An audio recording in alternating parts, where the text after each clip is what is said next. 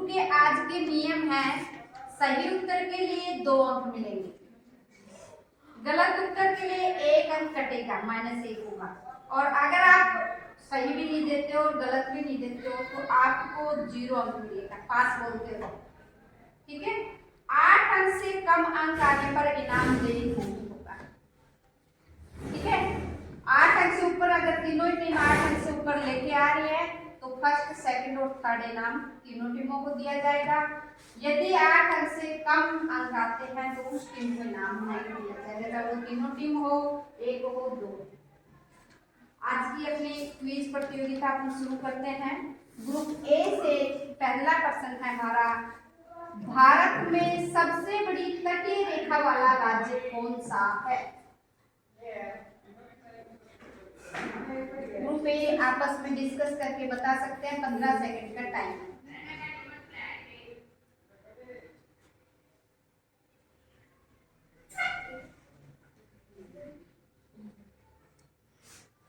Question repeat कर दो madam एक बार, थोड़ा सा। Bharat, Kerala, wrong answer.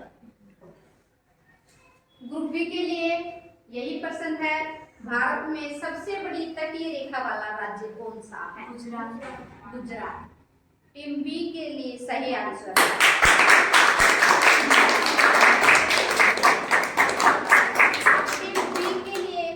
Team B के लिए प्रश्न है, भारतीय संविधान में मौलिक अधिकार किस देश से लिए गए हैं? भारत के संविधान में मौलिक अधिकार किस देश से लिए गए हैं?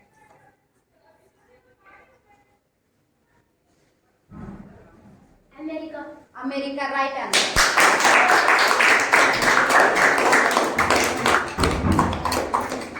सी के लिए प्रश्न है, भारत में हरित क्रांति का जनक किसे कहा जाता है? M S Swaminathan right answer. Gir राष्ट्रीय उद्यान कहाँ स्थित है? गिर राष्ट्रीय उद्यान कहाँ स्थित है?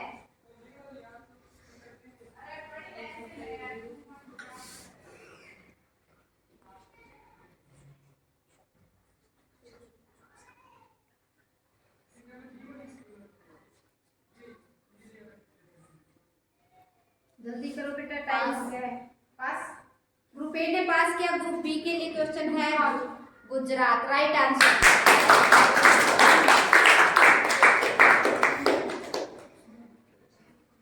ग्रुप बी के लिए क्वेश्चन है, राजस्थान के किस शहर में जंतर मंत्र स्थित है?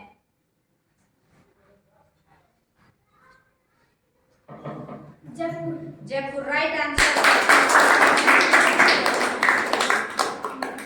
ग्रुप सी के लिए प्रश्न है, 2036 के ओलंपिक कहाँ होंगे? Gujarat Ahmedabad right answer. Group A के लिए प्रश्न है, बल्ब का आविष्कार किसने किया था? Thomas Alva Edison right answer. B के लिए प्रश्न आ रहा है, स्वच्छ भारत अभियान की शुरुआत कब हुई? 2 अक्टूबर 2014 राइट आंसर। ग्रुप सी के लिए प्रश्न है, अजंता की गुफाएं कहाँ स्थित हैं? Maharashtra right answer. Group A के लिए प्रश्न है, नोबेल पुरस्कार प्राप्त करने वाले प्रथम भारतीय कौन थे? Rabindranath Tagore right answer. Group B के लिए प्रश्न है, आजादी के बाद भाषा के आधार पर बनने वाला भारत का प्रथम राज्य कौन सा है? भाषा के आधार पर बनने वाला पहला राज्य। पास।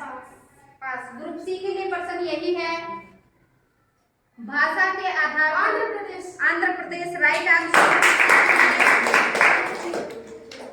ग्रुप सी के लिए प्रश्न है, योजना आयोग का गठन कब हुआ? 1950 ईस्वी। 1950 ईस्वी, राइट आंसर। ग्रुप सी के लिए प्रश्न है कुतुब, ग्रुप ए के लिए प्रश्न है कुतुब मीनार कहाँ स्थित है? कुतुब मीनार कहाँ स्थित है? Delhi. Delhi, right answer. Group B के लिए प्रश्न है चार मीनार कहाँ स्थित है?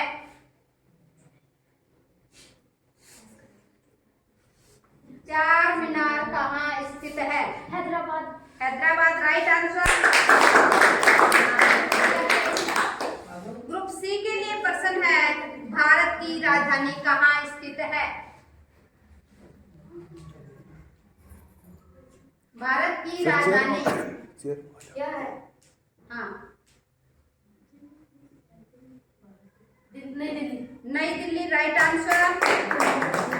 अगला प्रश्न है ग्रुप ए के लिए मोहम्मद गोरी और पृथ्वीराज चौहान तृतीय के बीच तराइन में कितने युद्ध हुए?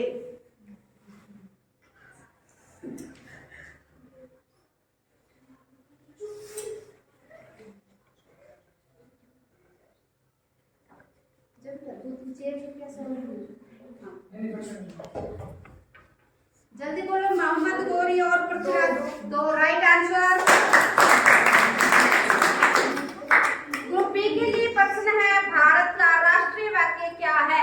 सत्यमेव जयते। राइट आंसर ग्रुप बी के लिए। ग्रुप सी के लिए प्रश्न है भारत चीन युद्ध कब हुआ? युद्ध, भारत चीन युद्ध कब हुआ? 17 जून 2020। रॉन्ग। ग्रुप ए के लिए यही प्रश्न है भारत चीन युद्ध कब हुआ?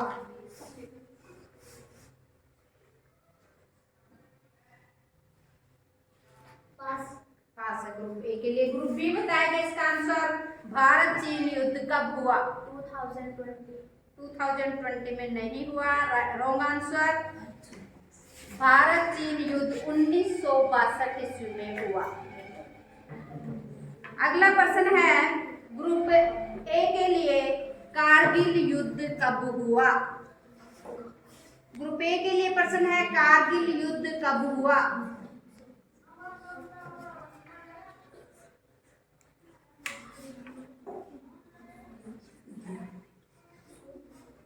261 ईसा पूर्व। 261 ईसा पूर्व, रॉन्ग आंसर। ग्रुप बी के लिए यही प्रश्न है कारगिल युद्ध कब हुआ? 1999, वेरी गुड।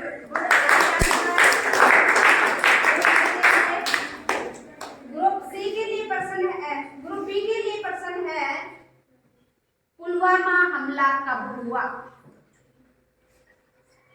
14 फरवरी 2019। 14 फरवरी 2019, राइट आंसर। ग्रुप सी के लिए प्रश्न है एनसीसी की फुल फॉर्म बताइए।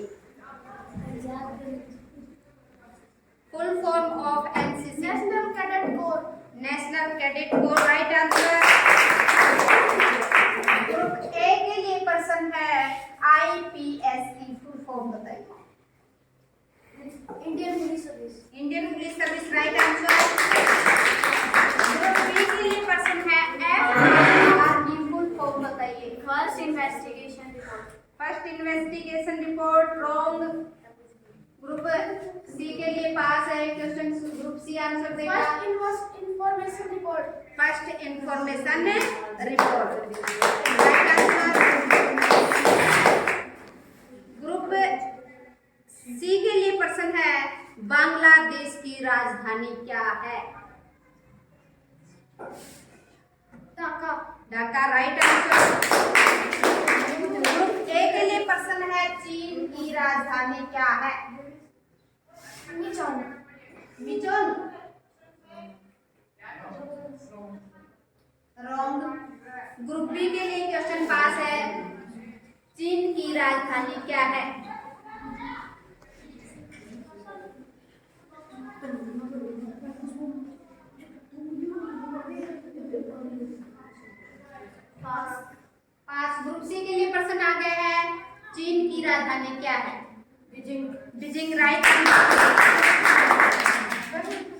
ग्रुप बी के लिए प्रश्न है, बी के लिए बी के लिए है फ्रांस की राजधानी बताइए। पेरिस। क्या? बोलो बोलो, पेरिस। Paris right answer. घबरा क्यों रही हो? के लिए प्रश्न है पानीपत का प्रथम युद्ध कब व किसके बीच हुआ? पानीपत का प्रथम युद्ध कब व किसके बीच हुआ?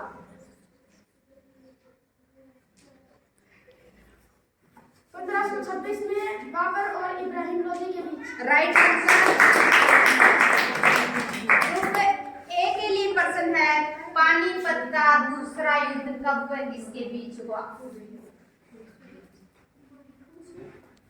पानीपत का द्वितीय युद्ध कब व किसके बीच हुआ? 1556 अकबर और एमू। अकबर और एमू राइट आंसर। 50। सी के लिए प्रश्न आ रहा है पानीपत का तीसरा युद्ध कब व किसके बीच हुआ? सॉरी, ग्रुप बी के लिए प्रश्न है पानीपत का तीसरा युद्ध कब व किसके बीच हुआ?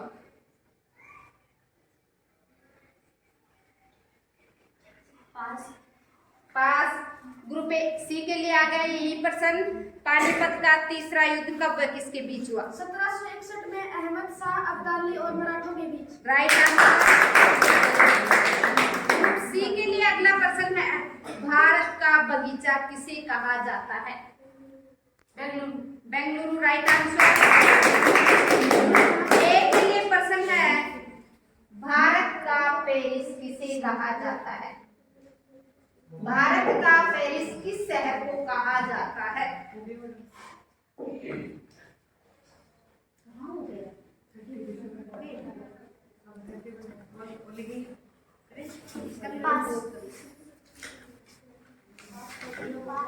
पास है। ग्रुप बी के लिए यही प्रश्न आ गया भारत का पेरिस किसे कहा जाता है?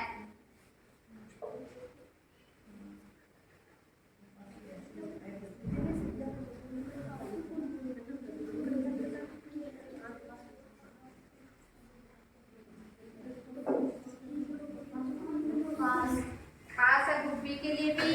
ग्रुप सी के लिए यही प्रश्न है भारत का पेरिस किसे कहा जाता है? Jaipur right answer. Group B के लिए प्रश्न आ रहा है राजस्थान का हृदय किसे कहा जाता है? राजस्थान का हृदय किसे कहा जाता है?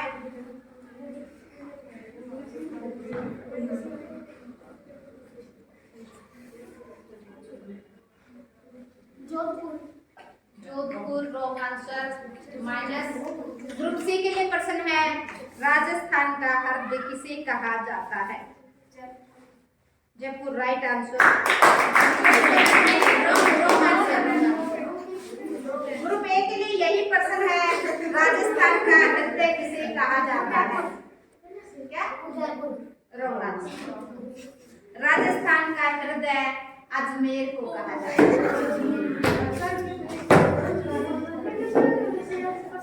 अभी ग्रुप सी के लिए प्रश्न आ रहा है भारत में सुप्रीम कोर्ट कितने हैं? एक है राइट आंसर। ग्रुप ए के लिए प्रश्न है भारत में कुल कितने जंत्र मंत्र हैं? भारत में कुल कितने जंत्र मंत्र स्थित हैं? 22 रॉन्ग आंसर। ग्रुप बी के लिए यही प्रश्न है भारत में कुल कितने जंत्र मंत्र हैं?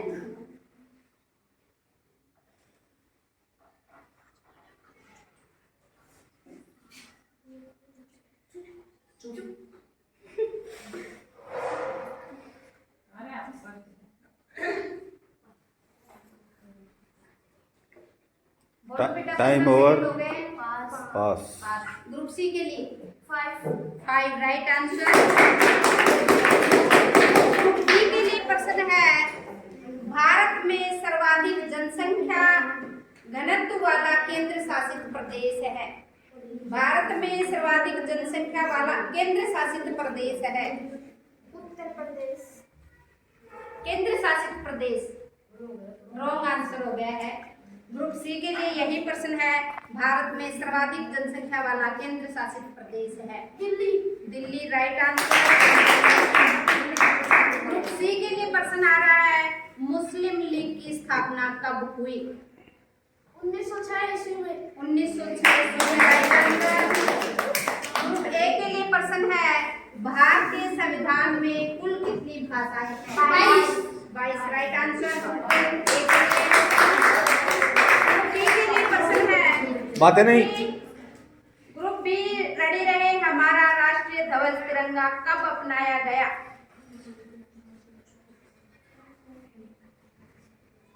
22 जुलाई 1947। Right answer. सी के लिए प्रश्न आ रहा है, गांधी जी को बापू की उपाधि किसने दी? गांधी जी को बापू की उपाधि किसने दी? Subhash Chandra Bose right answer. हमारे आज की क्विज के 39% थे और वो सब एक और नहीं, अपने को तो 13 पूछ रहे थे सबसे। 7, 8, 9, 10, 11, 22, 1, 2, 3, 4, 18, 1, 2, 3, 4, 5, 6, 7, 8, 9, 10, 11, 12, 13, 14, 15, 16, 17, 18, 19, 1, 36. माइनस वाले लेस कर दिए मैडम सभी में। हाँ 1, 2, 19, 38 हो गए। 38 में 2 माइनस हो गए। 36। ग्रुप सी के नंबर आए हैं 36, ग्रुप बी को नंबर मिले हैं 18 और ग्रुप ए को नंबर मिले हैं 9।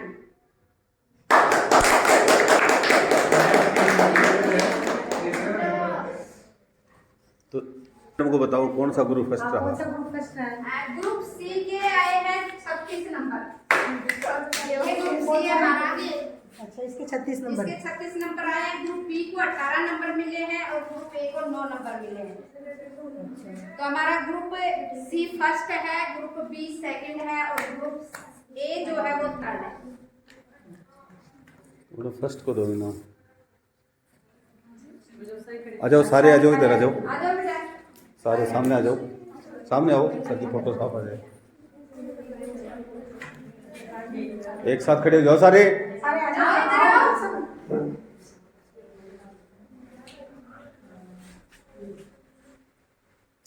एक बार सभी तालियां बजाएंगे इनके लिए।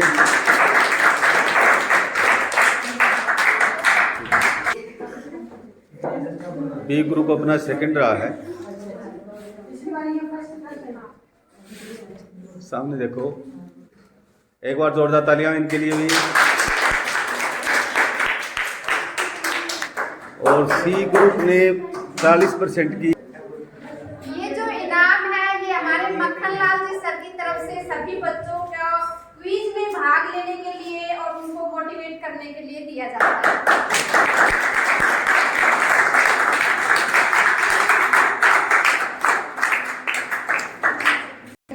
है ना। और अगर मान लो लिख नहीं पाते हो, जल्दी नहीं लिख पाते हो, तो दूसरे की कॉपी से देख के लिख लिया करो, है ना। और जीके तो आप आगे जाके कंपटीशन के एग्जाम दोगे, नौकरी लगेगी, तो तब तक आपकी ये चीजें याद रहेंगी और ये काम में आएंगी। आदरणीय स्टाफ सदस्य, प्यारे बच्चों, देखिए आज हमारा जो जमाना है वो कंपटीशन का जमाना है और हम चाहते हैं कि हमारे जो बच्चे हैं वो हर एक्टिविटी में भाग ले।